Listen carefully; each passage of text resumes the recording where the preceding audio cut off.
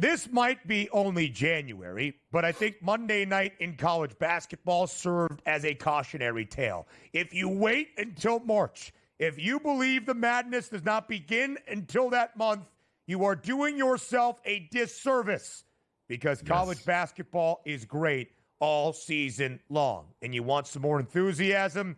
Who better than Jon Rothstein joining us here on this Tuesday morning on the early line on SportsGrid on behalf of the FanDuel Sportsbook, and of course doing it better than anybody for CBS Sports. Jon, as always, we appreciate the time. Late night if you watch the overtime thriller in Tucson, but we bring that excitement into another robust Tuesday night slate. And Ben, the biggest thing I thought of as Arizona and Iowa State wrapped last night, what I would give right now for a late night Mountain West or West Coast conference game. There is no sport like college basketball that always delivers, but you know as well as I do, this is only January.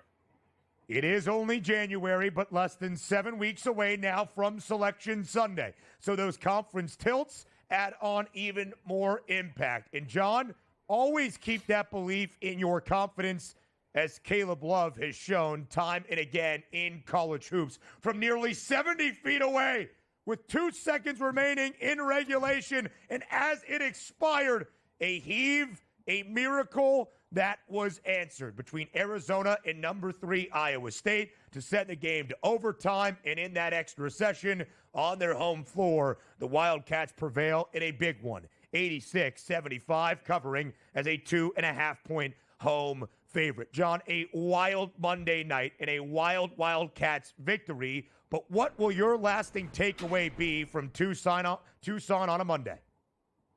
It was a vintage Caleb Love game, a game that he started 1 of 11 from 3, made obviously the three-quarter court shot to send the game into overtime, and then went 2 for 2 from distance in overtime. But also, even in defeat, and there are no moral victories in college basketball, the way that Iowa State continues to play without Milan Momcilovic, who DJ Otzelberger told me Saturday is still probably 2 to 4 weeks away from returning. This is a team, again, that has the requisites to get to San Antonio and reach a Final Four. But, Ben, you know there's always collateral damage when you lose games that you feel like you have won. Iowa State now trails Houston by 2 games in the loss column in the Big 12. And since Houston has joined the conference, it is 23-3 in the regular season in the Big 12 under Kelvin Sampson.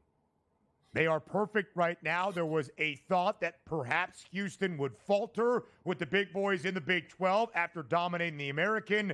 As we learned last year, certainly not the case. But as we focus on Iowa State, Jon, number 3 still in the nation. At a point this year, number 2 in the country, the highest ever ranking in program history in Ames. It is already a record-setting season. 17-3 for the Cyclones. Only 1 Final Four appearance in school history. Only 1 other Elite 8 appearance way back in 2000. Is this the team this year under TJ Otzelberger that can get Iowa State to the promised land at a Final Four trip?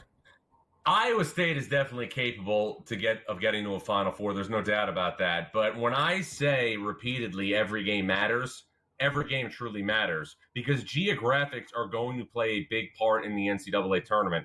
Look at the region that Iowa State was in a year ago. Iowa State lost a war against Illinois in the Sweet 16 last year, but had it beat the Illini, it would have had to play UConn in Boston for the right to go to the Final Four. You look at the geographic makeups of this year's potential brackets. Auburn is trending towards being the number 1 seed in the South. That means first and second round games in Lexington, and then Sweet 16 and Elite 8 games in Atlanta. I have a hard time believing that a team is going to be able to go to Atlanta and beat the Tigers, who are a short drive away from Atlanta, in a Sweet 16 or an Elite 8 game. Let's go to the East region. Duke continues to rip through the ACC like a chainsaw through butter. I know NC State was very competitive last night at Cameron Indoor Stadium, but there is nothing stopping Duke right now from being the 1 seed in the East region. That means first and second round games in Raleigh, and then the Sweet 16 and the Elite 8 in Newark. Those 2 teams, Auburn and Duke, are pushing out from the rest right now. Yep, they certainly are, Jon. And when you look at the national championship odds, who do you see at the very top? Duke and Auburn, co-favorites at a plus 430 number. Less than 7 weeks away from Selection Sunday. Which team on this list, in your opinion, Jon Rothstein, looks the most like a national championship contender? I would say, other than Duke and Auburn, I would put Alabama in the 3 spot. I know that Alabama obviously has taken a couple of losses, but still on a neutral court, when you look at the totality of the weapons that Nate Oates has in his arsenal, this is a significantly deeper team than the one a year ago, got to the Final Four for the first time in program history. But make no mistake about it, those 3 programs, Duke, Auburn, and Alabama on a neutral court, have unequivocally the highest ceilings out of any 3 teams in college basketball. And with that said, it is only late January. But if any of those 3 teams, Duke, Auburn, or Alabama, finish their respective seasons short of San Antonio, it will be a colossal, colossal disappointment. Duke went to the Elite 8 last year under Jon Scheyer, came up short.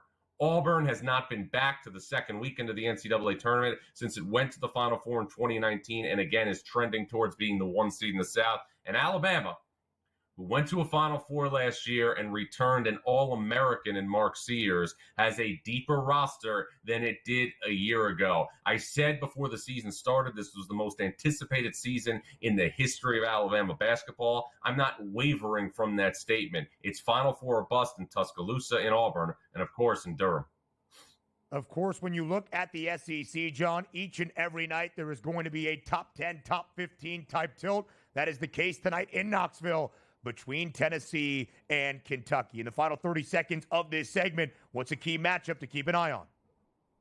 Well, Kentucky's offense against Tennessee's defense. Kentucky entering this game was averaging just under 78 points per game on the road in SEC play. Tennessee at home is holding opponents to less than 60 points per outing. The Vols, other than Houston, to me, are the most physical team in college basketball. Tennessee in Knoxville has been like Dan Severn in the octagon. Jon Rothstein, always the best. More on the early line next. You know the story by now. At this stage of conference action around the country in college basketball, each and every night is filled with marquee matchups. Another top 15 tilt within the SEC as we go quickly back to Knoxville in the matchup between the Volunteers, now ranked 8th in the country, and number 12, Kentucky. Tennessee over the weekend in a huge top 10 matchup against Auburn on the Plains came up just shy. Low-scoring affair, 53-51. Tennessee did cover as a 6.5-point road underdog. But the Vols, after a 14-0 start, have now dropped 3 of their last 7, 4-3 within the SEC. They got upset by Vanderbilt last weekend. This weekend, Vandy upset Kentucky on their home floor in Nashville. Vanderbilt, one of 7 programs around the country with both its men's basketball and women's basketball team ranked inside the AP top 25. Kentucky hoping to bounce back, as John shared last night, that being Jon Rothstein. Lamont Butler, the San Diego State transfer for the Cats, out for tonight's game. This line overnight, 8.5 in favor of Tennessee. As you can see, they are now double digits, 147.5. That total critical anytime you are playing Rick Barnes and company because of that physicality on the defensive side of the floor. If Kentucky keeps this game more competitive, is the pace going to be up? Might we flirt with an over? If it's all Tennessee tonight, as the odds might expect in Knoxville, maybe this game does stay under. But elsewhere around the country, awesome games across the board. Michigan State remains the only undefeated team within the Big Ten. A 12.5-point favorite tonight in East Lansing against Minnesota. The Spartans should win. Should comfortably win, perhaps. But the Golden Gophers started 0-6 in Big Ten play and now have won 3 in a row. Outright as an underdog in all 3. All 3 at the time, quad 1 victories, as the undoing of Iowa basketball continues before our very eyes. That's probably not going to be a quad 1 victory very, very soon. But Ben Johnson, yeah, that's the name of the head coach for the Golden Gophers, if you didn't know as well, has really done great things with Minnesota in the last week and a half. Should be competitive tonight inside the Breslin Center. Marquette in the top spot within the Big East. 6.5-point road favorite inside Hinkle against Butler. 8-1 Marquette. 8-1 St. John's. Big road trip tonight for Rick Pitino and the Red Storm to D.C., where they will take on Ed Cooley and Georgetown. 3.5-point spread in favor of the Johnnies over the weekend. It was Cooley back in Providence. The native son returneth. Was not a great game at the AMP. Providence, a big, big victory. That is their Super Bowl. How do the Hoyas respond against St. John's? How does Kansas respond after a disaster in both regulation and overtime against Houston on Saturday evening? 14.5-point home favorite once again in the fog against UCF. Texas A&M, 8.5-point favorite against Oklahoma. OU off to a great start this year, was one of 4 remaining undefeated teams at the D1 level. They have really kind of tailed off since they have started SEC play. And Duke is the best team in the ACC by far. Of course, the only undefeated team in an ACC that, as a whole this year, from a conference perspective, is not living up to ACC standards. It's been a story the last few years in the Atlantic Coast Conference. But there are 2 teams behind the Blue Devils right now with only 1 loss in conference play. Clemson is 9-1. Louisville, first year under Pat Kelsey, 8-1. The Cards now ranked in the top 25 and an 8.5-point favorite against Wake Forest tonight.